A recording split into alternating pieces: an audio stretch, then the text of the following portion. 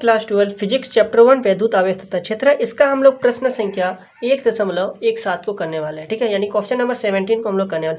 ये वाला क्वेश्चन ना आपको एकदम बहुत ही मजा आ जाएगा बनाने में। ठीक है, बहुत ही मजा आने वाला है, क्योंकि बी नंबर क्वेश्चन एकदम खतरनाक क्वेश्चन, एकदम कंसेप्चुअल क्वेश्चन है। आप लोग सोचेंगे इसमें बहुत कुछ। ठीक है, ये वाला प्रश्न बनाने में बहुत ही मजा आने वाला है। आप इस वीडियो को पूरा देखिएगा। देखिए प्रश्न संख्या 17, चलिए इसको मैंने कॉपी में लिख दिया, तो यहाँ पर कॉपी से आपको मैं समझा देता हूँ। देखिए प्रश्न संख्या 17 है। देखिए यहाँ पर क्या कहता है कि किसी काले बॉक्स के पृष्ठ पर विद्युत क्षेत्र सावधानी पूर्वक ली गई माप यह संकेत देती है कि बॉक्स के पृष्ठ से गुजरने वाला नेट फ्लक्स, देखिए यहाँ पर फ्लक्स दिया गया, बॉक्स के जो पृष्ठ जो है उससे गुजरने वाला नेट फ्लक्स दिया गया है। चलिए लिखते हैं इसको। तो फ्लक्स यानी कि हमारा फाई दिया गया है। चलिए ये वाला फ्लक्स है। ठीक है, नेट फ्लक्स दिया गया है, लिख देते हैं net flux. Net flux phi जो है वह हमारा दिया गया, कितना दिया गया है 8 ना। अच्छा ऐसे लिख दिया 8.0×10⁻³ न्यूटन मीटर स्क्वायर पर कूलम। ये इसका मात्रक है फ्लक्स का। फ्लक्स का मात्रक भी आप लोग याद रखेंगे। यदि आप लोग मात्रक नहीं लिखेंगे एग्जाम में और ये वाला प्रश्न आया तो फिर नंबर वहाँ पर काट लेगा। ठीक है, इसलिए आपको मात्रक लिखना होगा। तो यहाँ पर फ्लक्स का नेट फ्लक्स दिया गया है, फाई इतना है। ठीक है, तो देखिए ए नंबर प्रश्न क्या कहता है। ए नंबर प्रश्न देखिए बॉक्स के भीतर, ठीक है, ए नंबर प्रश्न बॉक्स के भीतर नेट आवेश कितना है। देखिए बॉक्स के भीतर का बात बोल रहा है, तो बॉक्स के भीतर नेट आवेश कितना है ये आपको निकालना है। ठीक है, तो कि बॉक्स के भीतर कितना नेट आवेश है। तो यहाँ पर बनाने से पहले आपको यहाँ पर गॉस का नियम पता है। तो गॉस का नियम क्या कहता है कि मुक्त आकाश में बंद पृष्ठ पर घेरे गए जो फ्लक्स का जो मान जो है वह इसमें 1/ε0 उसके जो आवेश के 1/ε0 गुना होता है। ये गॉस का नियम कहता है। तो गॉस के नियम से यदि हम लोग देखें तो फाई बराबर क्या होता है Q/ε0, यही ना गॉस का नियम है। तो इसी से हम लोग बना लेंगे। तो कि बॉक्स के भीतर नेट आवेश कितना है, तो बॉक्स के भीतर नेट आवेश यानी क्या निकालना है, क्यू निकालना है। कितना इजी प्रश्न है, क्यू निकालना है। तो क्यू को हम लोग क्या करेंगे, इधर लिख देंगे और ये वाला फाई इंटू E0 हो जाएगा। ठीक है, अब हमारा तो फाई जो है फ्लक्स ये वाला क्या फ्लक्स, तो फ्लक्स का मान दिया गया है 8.0×10⁻³ और देखिए अब ε0 का मान आपको याद रखना होगा। ε0 का मान बहुत ज्यादा इंपॉर्टेंट है, याद रखना है 8.85×10⁻²। ये वाला ऐसा ही प्रश्न आपके पूछ देते हैं एग्जाम में कि ε0 का मान कितना है, तो ये वाला होगा 8.85×10⁻²। ठीक है, ठीक है, तो ये वाला हमारा फाई का मान दे दिया है। फाई का मान ये वाला हमारा हो गया। ठीक है, फ्लक्स का मान। उसके बाद हम लोग देखें यहाँ पर ε0 का मान कितना है 8.85×10⁻²।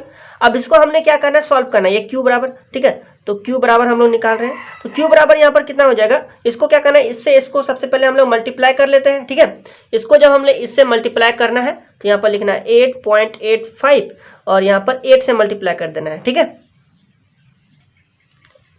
तो कितना होगा इधर 8 पंचे कितना होता है 40, 40 का 4, 40 का 0 हाथ में रहा 4। ठीक है, 8 8 64, 64 और 4 कितना हो जाएगा 64 और 4। ठीक है, 64 और 4 कितना होता है 64 और 4 68। ठीक है, तो 68 का यहाँ पर कितना होता है 8, हाथ में कितना रहेगा 6, 8 8 64, 64 और 6 कितना हो जाएगा हमारा 70। तो यहाँ पर कितना हो गया 7080 ना। तो यहाँ पर लिखना है 7080। ऐसे यहाँ दो पॉइंट ना, दो संख्या के बाद पॉइंट लगा देगा तो ये इतना हो जाएगा हमारा, तो 70.8 हो जाएगा। ठीक है, अब इंटू 10⁻³ कितना है 3 और -12, 3 - 12 बराबर कितना हो जाएगा बोलिए, 3 - 12 बराबर -9। ठीक है, -9 हो जाएगा इधर। ठीक है, इतना हमारा हो गया इस तरह। ठीक है, अब ये वाला हमारा क्या है, ये वाला आंसर जो हमारा ये कूलम में आएगा। ठीक है, ये तो हमारा कूलम में आया आंसर। ठीक है, अब कूलम को क्या करना है, इसमें माइक्रो कूलम में आंसर दिया गया तो हम लोग माइक्रो कूलम में निकाल कर रख देंगे। ठीक है, तो माइक्रो कूलम में आप लोग को बनाने के लिए 10⁻6 से क्या करना है, मल्टीप्लाई कर देना है। तो क्यू बराबर इधर हो गया 70.8 इंटू 10⁻⁻9 है ना। माइक्रो कूलम में बनाने के लिए इसको क्या करना है, हम लोग 10⁻6 से मल्टीप्लाई कर देंगे। ठीक है,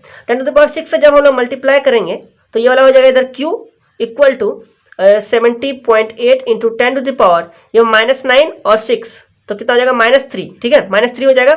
अब इसको यहाँ पर आंसर में जिस रूप में, ये वाला हमारा तो किस में बदल गया, माइक्रो कूलम में बदल गया। ठीक है, 10⁻6 से मल्टीप्लाई किया तो माइक्रो कूलम बदल गया, लेकिन आंसर यहाँ पर जिस रूप में है वैसे हम लोग बनाकर रख देते हैं। तो क्यू बराबर इधर हो जाएगा 0.7। यदि हम लोग इसको इधर से लिखे, ये वाला पॉइंट को हम लोग इधर ला दें, 2 अंक इधर ला दें। ठीक है, 2 अंक हम लोग इस पॉइंट को इधर ला दें, ध्यान दीजिए 2 अंक इधर लाएंगे तो इसमें हमारा क्या हो जाएगा +2 हो जाएगा। इसमें ध्यान दे रहे हैं ना, इतना समझ में आ रहा है। देखिए यदि हम लोग इस पॉइंट को इधर 3 अंक ला दें तो मतलब कि जैसे 3 अंक लाएंगे तो ये वाला क्या हो जाएगा 070, इधर संख्या के बाद 0 हो सकता है। ये वाला पॉइंट इधर है ना, इधर हम लोग कितना भी 0 लगा सकते हैं। ठीक है, यदि हम लोग 3 अंक लाएंगे ना तो ये वाला -3 और इधर +3 कट करके क्या हो जाएगा 0 हो जाएगा, मतलब इसका टोटल मान कितना आएगा 1 आएगा। इस प्रकार से। तो आंसर यहाँ पर क्या है, 3 अंक को हम लोग लेकर के छोड़ के इधर हम लोग पॉइंट लगा देंगे। तो मतलब कि जब हम लोग देखिए पॉइंट को हम लोग किधर लाए, बाएं ओर ला रहे हैं, तो पॉइंट को जब बाएं ओर लाते हैं तो इसमें प्लस करते हैं, 3 अंक हम लोग इधर लाएंगे। तो मतलब ये वाला किधर लाएंगे, देखिए 0.0, ठीक है 0.078 को हम लोग लिखे चाहे ना लिखे बात बराबर है, चलिए लिख देते हैं इसमें, ठीक है। तो इधर ये वाला पॉइंट को हम लोग 3 अंक इधर ले आए, तो मतलब इसमें क्या करना है, 3 अंक इसमें क्या करना है, जोड़ देना है, ठीक है। तो जब हम लोग इसमें क्या करेंगे, 3 जोड़ देंगे, तो मतलब कि देखिए 10⁻³ अब +3 कर देंगे, तो -3 + 3 कट करके क्या आ जाएगा, 1 आ जाएगा, ठीक है। 10⁻1 बराबर कितना, यहाँ पर -3 और +3 बराबर कितना हो जाएगा, 0 होगा, -3 और +3 क्या हो जाएगा, 0। तो 10⁻0 बराबर 1 होता है। तो मतलब कि जैसे हम लोग देखें ये वाला Q बराबर 0.078 को लिखे या ना लिखे, चलिए लिख देते हैं, लिखे देते हैं, मेरा आ गया तो हम क्यों छोड़े, लिख देते हैं माइक्रो कूलम। ये हमारा क्या हो गया आंसर। आपका आंसर जिस रूप में है आप उसे आपका यहाँ पर आंसर यहाँ पर ऐसे है, ठीक है। आप लोग 8 को चाहे या 9 लिखे तो भी चलेगा, आंसर यहाँ पर ऐसे दिया गया। चलिए लिखे देते हैं आपको मैं, जैसे Q बराबर 0.07 माइक्रोकूलम, यही हमारा आंसर इस रूप में है। 8 को लिखे तो कोई हर्ज नहीं पड़ता इसमें, ठीक है।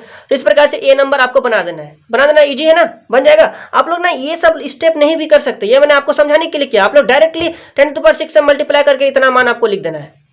क्लियर है, क्लियर ना, ठीक है। तो देखिए ए नंबर बन गया। अब बी नंबर देखिए, बी नंबर बनाने में बहुत ही मजा आने वाला है। देखिए बी नंबर क्या कहता है, यदि बॉक्स के पृष्ठ से नेट बहिर्मुखी फ्लक्स शून्य है, क्या आप यह निष्कर्ष निकालेंगे कि बॉक्स के भीतर कोई आवेश नहीं है, क्यों अथवा क्यों नहीं है।